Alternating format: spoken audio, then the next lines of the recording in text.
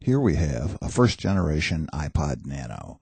We will start by using our pry tool to open the case.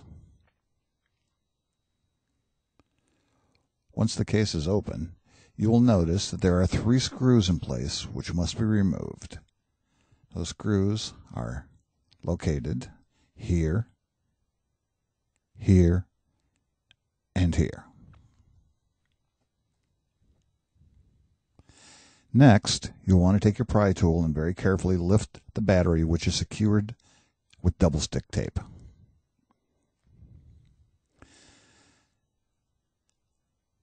Now, if you lift the side and a small amount, you will find that there are 2 ribbon cables inside.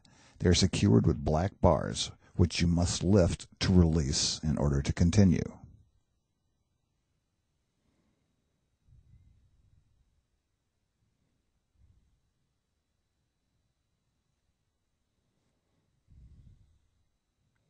There's one near the top and one near the bottom.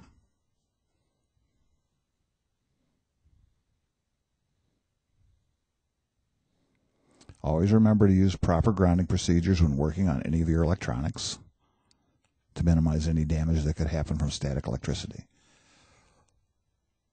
Once the cables are released, you'll notice the item slides right open, and your LCD screen, which is on the unit, is stuck with double stick tape and can be pried loose using the pry tool. Don't use a small screwdriver, use the pry tool.